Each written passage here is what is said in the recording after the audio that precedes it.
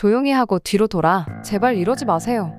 오늘의 사연은 정치범 수용소 관리자로 일을 하다가 수감자와 함께 대한민국으로 귀순한 분의 이야기입니다. 정치범 수용소에서 정말 끔찍한 일들을 많이 보았다고 하는데요. 잔인한 처형 장면과 수감자들의 심각할 정도의 노동은 혀를 내두를 정도였다고 합니다. 오늘 도철 씨가 들려줄 이야기는 그동안 알려지지 않았던 북한의 실상을 생생하게 보여줄 것입니다. 부디 여러분의 귀를 쫑긋 세워주시길 바랍니다. 안녕하세요. 저는 정치범 수용소 관리자 김도철입니다. 수용소에서는 늘 수감자들의 신음소리가 뒤따르죠. 그리고 저는 그때까지만 해도 저는 그 한마디가 제 인생을 완전히 뒤바꿔 놓을 줄은 몰랐습니다. 처음에 저는 그저 고개를 끄덕이며 자료를 확인했죠. 평양에서 오는 수감자들이라고 하더군요. 반역죄로 체포된 10명 정도의 인원이었어요. 그리고 아침 점호가 끝나갈 무렵 수감자 이송 트럭이 도착했습니다. 한 여자가 트럭에서 내렸는데 순간 시간이 멈춘 것만 같았어요. 이야, 평양에서 온 여자는 뭔가 다르네. 저 여자 진짜 이쁘다. 맛있겠는데,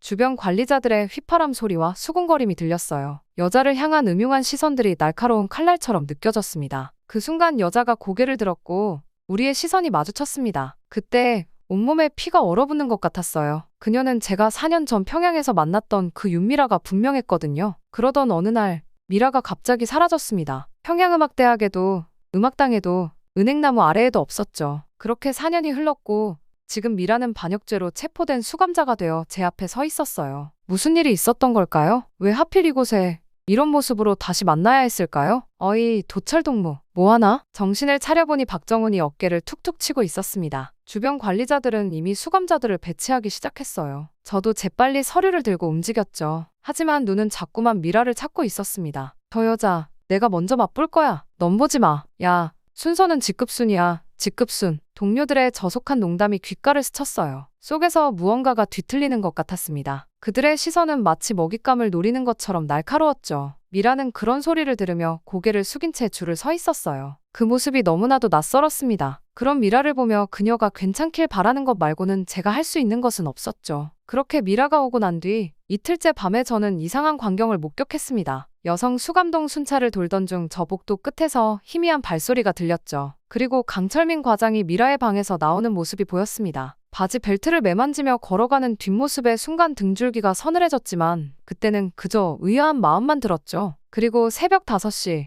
어둠 속에서 쇠파이프 두드리는 소리가 울렸습니다. 수감자들의 하루가 시작됐어요. 채석장으로 향하는 길, 미라는 자신의 몸집보다 큰 돌을 짊어지고 있었습니다. 돌덩이 밑으로 흐르는 땀방울이 흙먼지를 타고 검게 변해갔죠. 그녀는 진흙탕 밭에서는 무릎까지 빠진 채 일했습니다. 질퍽한 진흙이 손가락 사이로 비집고 들어왔어요. 채석장에서는 쉴 새 없이 망치질 소리가 울려 퍼졌죠. 망치를 든 미라의 손이 피아노를 치던 때의 섬세함을 완전히 잃어가는 게 보였습니다. 그런 모습을 볼 때마다 제 가슴은 찢어지는 것만 같았죠. 시간이 흘러 한겨울에는 얼음장 및 자갈 채취가 시작됐습니다. 영하의 물속에서 손을 담그고 자갈을 건져 올리는 작업이었죠. 미라의 손이 퉁퉁 붓고 시퍼렇게 변해갔죠. 그래도 쉴 수는 없었습니다. 강철민 과장의 채찍이 공중을 가르며 휘둘러졌으니까요. 야, 저 평양 아가씨 한번 봐라. 이제 제법 익숙해졌네. 몸매가 진짜 예술이야. 저 가슴 한 번만 만져보면 소원이 없겠네. 관리자들의 끊임없는 성적 농담이 이어졌습니다. 특히 강철민 과장의 시선은 날이 갈수록 노골적이었어요. 미라의 몸을 훑어보는 그의 눈빛에서 탐욕이 묻어났죠. 한 번은 미라가 넘어질 뻔했는데 도와주는 척하며 그녀의 허리를 감싸는 척하며 가슴을 만지더라고요. 미라는 그때마다 고개를 더 깊이 숙였습니다. 그런 모습을 보면서 저는 두 주먹을 불끈 쥐고는 했죠. 저는 최선을 다해 미라를 보호하려 했지만 그것은 제 착각이었던 것 같습니다. 미라의 모습은 하루가 다르게 변해갔거든요. 창백한 안색, 불안정한 걸음걸이,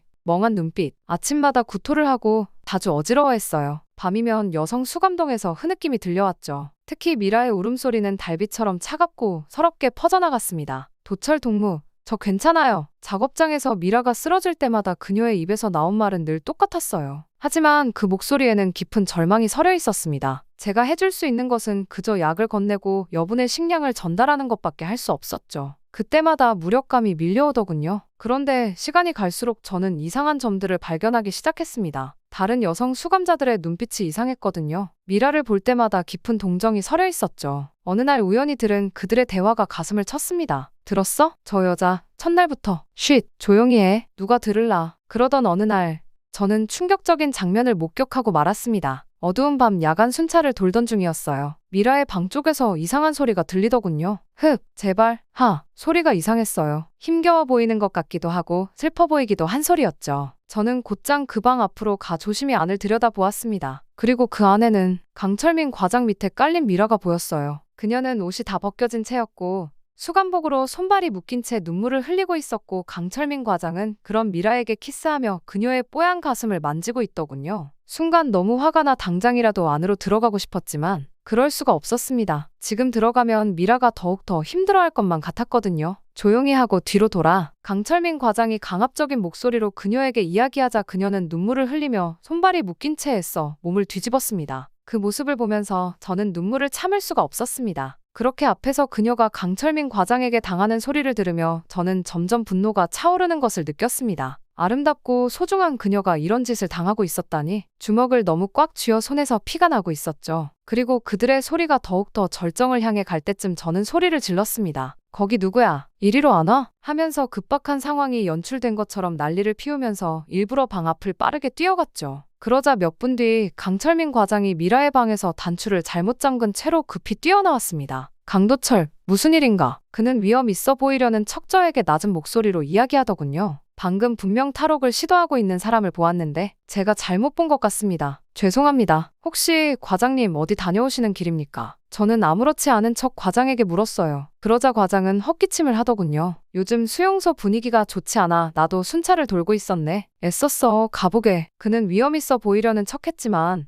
조금 짜증이 난 듯 하더군요. 그 모습에 더 화가 났지만 저는 애써 웃으며 먼저 들어가 보시라며 인사를 했습니다. 그제서야 그는 미련이 남은 듯 미라의 방을 한번 흘끗 쳐다보더니 자신의 방으로 향하더군요. 그나마 끝까지 가지 않았다는 것이 다행이라는 생각이 들었지만 저번 수감자들의 대화가 계속해서 저의 머릿속을 떠나지 않았습니다. 이번이 처음이 아닐 것 같다는 불안한 기분이 들더군요. 심지어 첫날에 강철민이 미라의 방에서 나오며 바지를 축혀 입었던 장면이 생각이 나면서 괜히 더욱더 마음이 좋지가 않았습니다. 미라에게 묻고 싶었지만 그럴 수는 없었어요. 지금 매우 힘든 상황일 테니까요. 그렇게 저는 항상 밤마다 순찰을 돌면서도 미라의 방 앞에서 망설이기만 할 뿐이었습니다. 이런 상황에서 매일같이 이어지는 강제노동의 미라의 몸은 점점 쇠약해져만 갔습니다. 피아노를 치던 그 섬세한 손은 이제 굳은 살이 박히고 상처투성이가 됐어요. 하지만 육체의 고통보다 더 큰 상처가 미라의 눈빛 속에 깊이 새겨져 있었죠. 그렇게 미라가 수용소에 들어온 지 3달이 지났습니다. 그날은 유독 춥고 어두운 새벽이었어요. 곧 처형이 있다는 소식이 전해졌고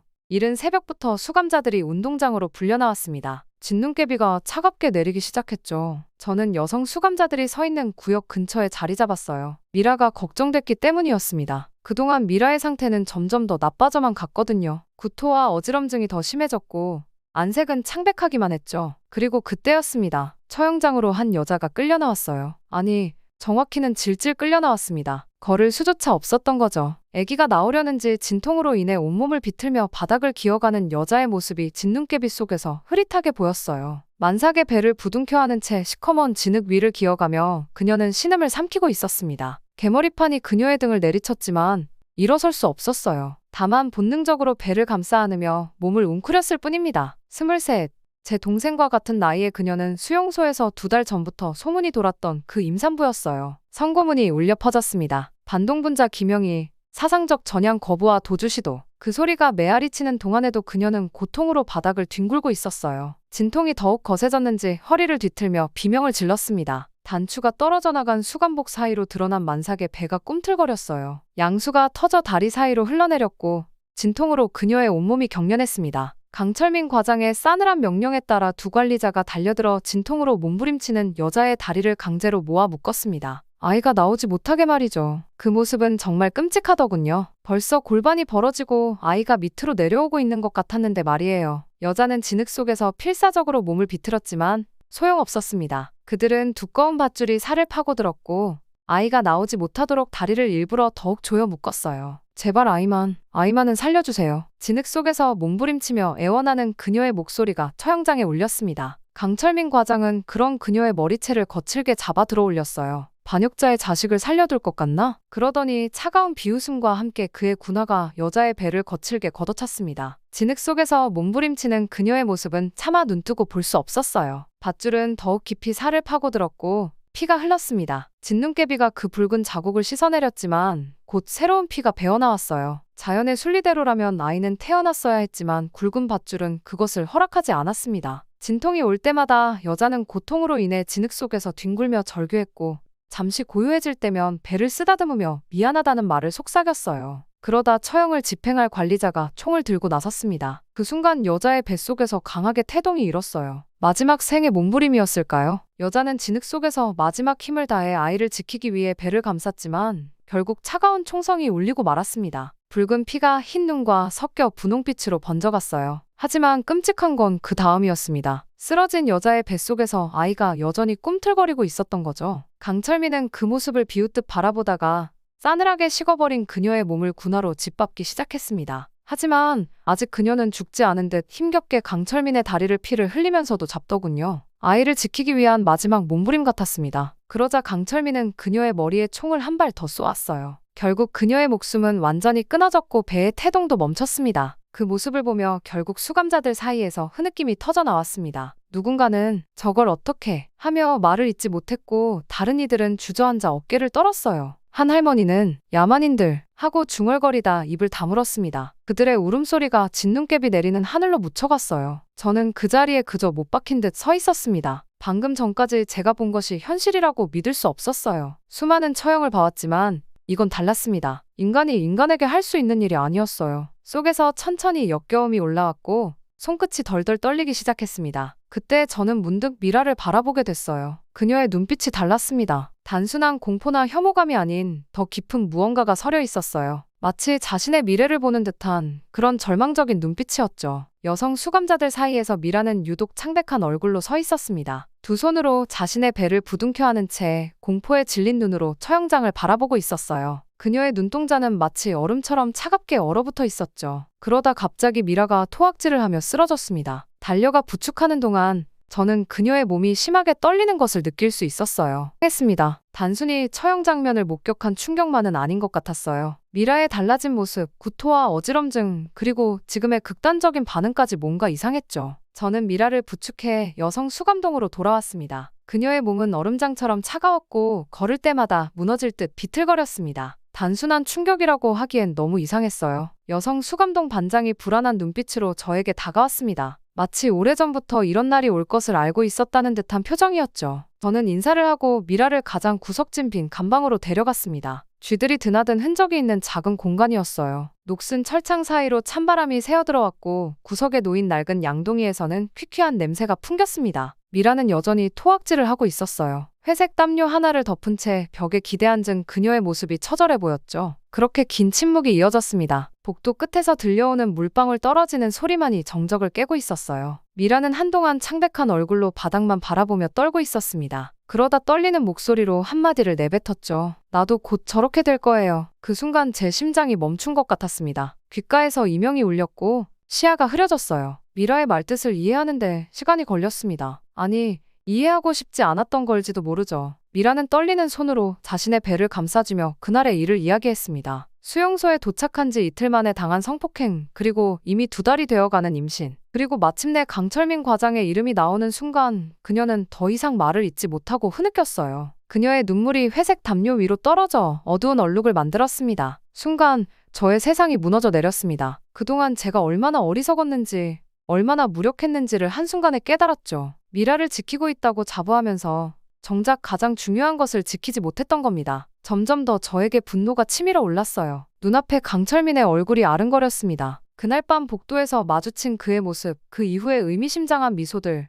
오늘 처형장에서의 잔인한 행동까지 모든 것이 이제야 이해됐죠. 손바닥에 박힌 손톱 자국에서 피가 배어나왔습니다. 당장이라도 달려가서 그를 죽여버리고만 싶더군요. 하지만 실상은 그저 무력한 사과만이 제 입에서 흘러나올 뿐이었어요. 미라는 제 잘못이 아니라며 고개를 저었습니다. 창살 사이로 비치는 희미한 불빛에 그녀의 눈물이 반짝였어요. 그 눈물 속에는 오늘 처형장에서 본 그 처절한 운명이 비춰지고 있었습니다. 그날 밤 감방을 나와 순찰을 돌면서 머릿속이 복잡했습니다. 차가운 바람이 얼굴을 때렸지만 머릿속에 혼란은 가라앉지 않았어요. 이대로는 안 된다는 것, 무언가를 해야만 한다는 것. 하지만 뭘 어떻게 해야 할지 막막했죠. 그리고 다음날 새벽, 아무도 없는 사무실에서 수용소의 도면을 펼쳤습니다. 누렇게 바랜 종이 위에는 복잡한 선들이 그어져 있었어요. 국경까지의 거리는 23km, 그 사이에는 3개의 검문소와 2개의 지뢰밭이 있었죠. 손가락으로 천천히 가능한 도주 루트를 따라가며 계획을 세웠습니다. 돈도 필요했어요. 서랍 깊숙이 숨겨둔 봉투를 꺼냈습니다. 그동안 모아둔 전 재산이었죠. 국경지대의 순찰병들의 성향도 하나하나 분석했어요. 뇌물을 받는 자들의 명단을 암기하고 그들의 근무 시간을 외웠습니다. 매일 밤 야간 근무 시간표를 연구했어요. 강철민 과장의 근무 일정은 빨간색으로 표시했죠. 여성 수감동의 감시가 가장 허술한 시간대를 파악하고 교대 시간의 틈새를 찾았습니다. 순찰병들의 담배 타임까지 계산에 넣었어요. 며칠 동안 잠을 이루지 못했습니다. 캄캄한 숙소에 누워 수용소 담장 너머로 보이는 별들을 바라보았어요. 차가운 겨울 밤하늘에 떠있는 별들은 마치 자유를 향한 이정표 같았습니다. 하지만 그 자유를 향한 길은 너무나 위험했죠. 실패하면 우리 모두가 오늘 처형당한 임산부처럼 될 것이 분명했습니다. 그리고 다음날 아침,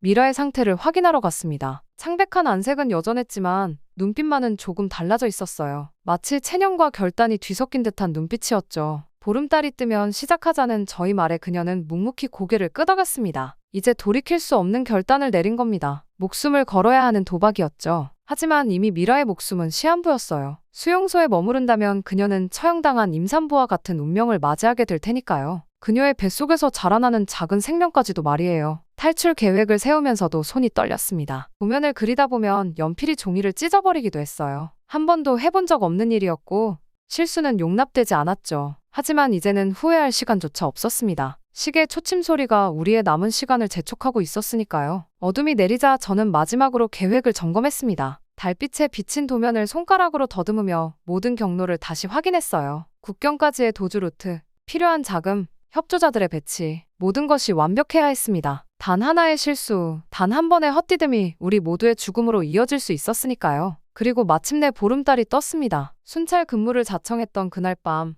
차가운 달빛이 수용소를 하얗게 비추고 있었어요. 눈이 소리 없이 내리고 있었죠. 순찰을 도는 군화 소리만이 정막을 깨뜨렸습니다. 시계는 자정을 가리키고 있었어요. 교대 시간이었죠. 강철민 과장이 떠난 지 1시간, 다음 근무자가 오기까지는 아직 30분이 남아 있었습니다. 가장 허술한 시간대였어요. 저는 곧바로 여성 수감동으로 향했습니다. 손전등을 비추며 평소처럼 순찰하는 척했죠. 하지만 제 손은 떨리고 있었어요. 주머니 속에 열쇠가 덜그럭거렸습니다. 미라의 간방 앞에 섰을 때 그녀는 이미 깨어 있었어요. 창백한 얼굴이었지만 눈빛만은 단단했습니다. 조용히 문을 열자 기름칠이 되지 않은 철문이 끼익 소리를 냈어요. 멀리서 개 짖는 소리가 들렸지만 곧 잠잠해졌죠. 이제 갑시다. 미라는 고개를 끄덕였어요. 그녀의 손이 자신의 배를 감쌌습니다. 이제 임신 3개월째 군용 점퍼 아래로 조금씩 불러온 배가 드러났죠. 미라의 발걸음이 불안정했지만 소리를 내지 않으려 안간힘을 쓰는 게 보였어요. 복도를 지날 때마다 심장이 멎는 것 같았습니다. 까딱하면 우리의 발자국 소리가 누군가의 귀에 들어갈 수 있었죠. 다행히 다른 수감자들은 깊이 잠들어 있었어요. 저희는 빠르게 수용소 뒷문으로 향했습니다. 이곳은 평소 쓰레기를 버리는 통로였어요. 녹슨 철문이 달린 이 출구는 거의 사용되지 않았죠. 제가 미리 숨겨둔 철근으로 자물쇠를 부수려는 순간이었습니다. 거기 누구야? 갑작스러운 고함 소리에 온몸이 얼어붙었어요. 순찰대원의 손전등 불빛이 우리 쪽으로 향하고 있었습니다. 미라가 제 팔을 꽉 잡았어요. 그녀의 손이 떨리고 있었죠. 순간적으로 결심했습니다. 제 모자를 미라에게 씌우고 그녀를 벽 쪽으로 돌려 세웠어요. 취조실로 데려가는 중입니다. 다행히도 멀리서 들려온 대화였나 봅니다. 불빛이 다른 쪽으로 향했죠. 식은땀이 등줄기를 타고 흘러내렸습니다. 자물쇠를 부수는 소리는 생각보다 컸습니다. 쇠 부러지는 소리가 적막한 밤 공기를 갈랐습니다. 잠시 숨을 죽이고 기다렸죠. 하지만 아무도 눈치채지 못한 것 같았어요. 그리고 마침내 철문을 열자 찬바람이 몰아쳤습니다. 미라가 순간 비틀거렸어요. 임신 중인 몸으로 이런 탈출이 가능할지 걱정됐지만 이미 돌이킬 수는 없었죠. 수용소 담장 밖으로 나오자마자 저희는 전력으로 달렸습니다. 미리 준비해둔 국경 루트를 향해서요. 발자국이 눈 위에 선명하게 찍혔지만 다행히 새로 내리는 눈이 그 흔적을 지워주고 있었어요. 잠깐만요. 그렇게 달리기 시작한 지 30분쯤 지났을 때 미라가 숨을 헐떡이며 멈춰섰습니다. 얼굴이 하얗게 질려 있었어요. 배를 부둥켜 안은 채 구토를 하기 시작했죠. 임신 중인 몸으로 이런 탈출이 얼마나 힘들었을지 가슴이 찢어지는 것만 같았습니다. 하지만 쉴 수는 없었습니다. 멀리서 수용소의 비상벨 소리가 들리기 시작했거든요. 우리의 탈출이 발각된 거죠. 곧 추격대가 올 것이 분명했습니다. 조금만 더 힘을 내요. 미라를 반쯤 부축하다시피 하며 다시 달리기 시작했습니다. 발 아래로 눈이 푹푹 빠졌어요. 칠흑 같은 어둠 속에서 길을 찾는 것도 쉽지 않았죠. 하지만 멈출 순 없었습니다. 갑자기 멀리서 개 짖는 소리가 들렸어요. 추격견들이었습니다. 심장이 터질 것 같았죠. 개들의 발소리가 점점 가까워지고 있었어요. 이쪽으로. 저는 급하게 방향을 틀었습니다. 얼어붙은 개울을 향해서요. 물소리가 개들의 후각을 교란시킬 수 있다는 걸 알고 있었거든요. 차가운 물을 건너는 동안 미라의 얼굴이 창백해졌어요. 하지만 그녀는 이를 악물고 버텼습니다. 그렇게 2시간쯤 달렸을까요? 미라의 상태가 점점 나빠져갔습니다. 입술이 파랗게 변했고 다리는 후들거렸어요. 하지만 그녀의 눈빛만은 여전히 강인했습니다. 살아야 한다는 의지, 아이를 지켜야 한다는 모성이 그녀를 지탱하고 있었나 봅니다. 저기 총소리가. 미라의 말대로 멀리서 총성이 들렸습니다. 수색대가 우리를 찾아 무차별 사격을 하고 있는 게 분명했죠. 이대로는 안 되겠다 싶어 저는 급히 방향을 돌렸습니다. 그렇게 날이 밝아올 무렵 우리는 작은 동굴을 발견했습니다. 추격자들의 소리는 잦아들었지만 아직 안심할 수는 없었어요. 미라는 이제 걷기조차 힘들어했습니다. 잠시 휴식이 필요했죠. 도철씨, 저 때문에 미안해하는 미라의 말을 자르고 저는 손을 저었습니다. 이건 우리 둘 다의 선택이었어요. 아니, 어쩌면 우리 셋의 선택이었을지도 모릅니다. 미라의 뱃속에서 자라고 있는 새 생명까지 포함해서요. 그렇게 동굴 안에서 잠시 눈을 붙이는 동안에도 긴장을 늦출 수는 없었습니다. 귀를 기울여 주변의 작은 소리 하나하나를 확인했어요. 미라는 얇은 군용 담요를 덮은 채 떨고 있었지만 신음소리 하나 내지 않았습니다. 그리고 해가 저물 무렵 저희는 다시 움직이기 시작했어요. 밤이 우리의 유일한 동맹이었으니까요. 이제 국경까지는 얼마 남지 않았습니다. 하지만 그곳이 가장 위험한 구간이라는 걸 알고 있었죠. 지뢰밭과 철조망, 그리고 삼엄한 경비. 미라의 숨소리가 거칠어졌습니다. 이제는 제가 그녀를 거의 없다시피 해야 했어요. 하지만 포기할 순 없었습니다. 우리에겐 돌아갈 곳이 없었으니까요. 있다면 그곳은 처형장뿐이었을 테니까요. 두만강을 건너기 전에 그 순간이 가장 위험했습니다. 사흘간의 도주 끝에 도착한 강가에서 우리는 잠시 숨을 고르며 강 건너 중국 쪽을 바라봤어요. 얼음이 얼었지만 완전히 단단하지는 않은 겨울철 두만강. 물살 소리가 공포심을 증폭시켰습니다. 임신한 몸으로 이 강을 건너야 한다는 게 미라에겐 큰 부담이었을 거예요. 하지만 그녀는 단 한 번도 포기하자는 말을 하지 않았습니다. 강을 건널 때는 제가 미라의 허리를 밧줄로 감아 힘을 실어주었어요. 얼음이 갈라지는 소리가 들릴 때마다 심장이 멎는 것 같았죠. 중국에서의 도피, 라오스를 거쳐 태국까지 가는 과정은 또 다른 악몽이었습니다. 인신매매 브로커들을 피해 숨어 다녀야 했고 임신 중인 미라의 건강은 계속해서 나빠져갔어요. 하지만 우리는 멈출 수 없었습니다. 자유의 첫 순간은 믿기지 않았습니다. 국경을 넘어 남한 측 군인들에게 발견됐을 때 처음에는 그것이 꿈인 줄 알았어요. 미라는 탈진 상태였고 저는 그녀를 안은 채 쓰러졌습니다. 군인들이 담요를 덮어주고 따뜻한 물을 건넸을 때도 실감이 나지 않았어요. 며칠 동안 먹지 못해 미라의 얼굴은 하얗게 질려 있었고 입술은 파랗게 변해 있었죠. 하지만 그녀의 눈빛만은 생기가 돌아오고 있었습니다. 태아의 심장 소리는 정상입니다. 군의관의 말에 미라의 눈에서 눈물이 흘러내렸어요. 그동안 얼마나 걱정했을지 그제야 알 것 같았습니다. 작은 스피커를 통해 들려오는 심장 소리가 마치 축복처럼 들렸죠. 그리고 하나원으로 이송됐을 때 우리는 잠시 떨어져야 했습니다. 남녀가 분리 수용되는 것이 규정이었기 때문이에요. 하지만 매주 한 번씩 만날 수 있었고 미라의 산정 검진 때마다 동행이 허락됐죠. 하나원에서의 생활은 낯설었습니다. 형광등 불빛이 너무 밝았고 에어컨 바람은 차가웠어요. 처음 접하는 나만의 문물들이 신기하면서도 두려웠죠. 휴대전화를 받았을 때는 한참을 들여다보기만 했습니다. 이걸 어떻게 써야 할지 모르겠어요. 미라의 말에 교육관이 웃으며 천천히 설명해 주었어요. 매일같이 새로운 것을 배워야 했습니다. ATM 기계 사용법, 지하철 타는 법, 인터넷 사용법까지. 때로는 머리가 아플 정도였죠. 하지만 가장 힘든 건 밤이었습니다. 악몽에 시달렸어요. 수용소의 기억, 처형장의 모습, 도망치는 과정. 한밤중에 식은땀을 흘리며 깨는 일이 잦았죠. 미라도 마찬가지였다고 해요. 어젯밤에도 강철민이 나타났어요. 상담 시간에 미라가 떨리는 목소리로 말했습니다. 트라우마 치료는 쉽지 않았어요. 하지만 우리에겐 희망이 있었죠. 미라의 뱃속에서 자라나는 생명이었습니다. 출산이 가까워질수록 미라의 불안은 커져갔어요. 처형당한 임산부의 기억이 그녀를 괴롭혔나 봅니다. 밤마다 배를 쓰다듬으며 울었다고 해요. 저는 그저 그녀의 손을 잡아줄 수밖에 없었죠. 진통이 시작됐다는 연락을 받고 병원으로 달려갔을 때 미라는 이미 분만실에 있었습니다. 의사 선생님의 배려로 저도 들어갈 수 있었어요. 미라의 손을 잡은 채 진통을 함께 견뎌냈죠. 조금만 더 힘내세요. 10시간의 진통 끝에 아이가 태어났습니다. 첫 울음소리가 울려 퍼졌을 때 미라와 저는 동시에 울음을 터뜨렸어요. 그건 단순한 생명의 탄생이 아니었습니다. 우리가 목숨을 걸고 지켜낸 작은 기적이었죠. 하나원 퇴소 후 서울 외곽의 작은 임대 아파트로 들어갔습니다. 방 2개짜리 작은 집이었지만 우리에겐 천국이나 다름없었어요. 창문으로 들어오는 햇살, 자유롭게 마실 수 있는 따뜻한 물, 배고프지 않은 식탁, 모든 것이 감사했죠. 미라는 피아노 학원 강사로 일하기 시작했습니다. 처음에는 아이들을 무서워했어요. 하지만 점차 마음을 열어갔죠. 작은 손으로 피아노를 두드리는 아이들의 모습에서 희망을 보았다고 합니다. 저는 북한인권 운동가의 길을 선택했습니다. 수용소의 실상을 증언하고 그곳에 남겨진 이들의 목소리를 전하는 일이죠. 처음엔 두려웠어요. 하지만 누군가는 해야 할 일이라고 생각했습니다. 이제 1살이 된 우리 아들은 너무나도 사랑스럽습니다. 그 아이가 웃을 때면 저도 덩달아 웃게 되죠. 미라는 이제 쇼팽의 야상곡을 다시 연주할 수 있게 됐습니다. 처음에는 피아노만 봐도 손이 떨렸다고 해요. 하지만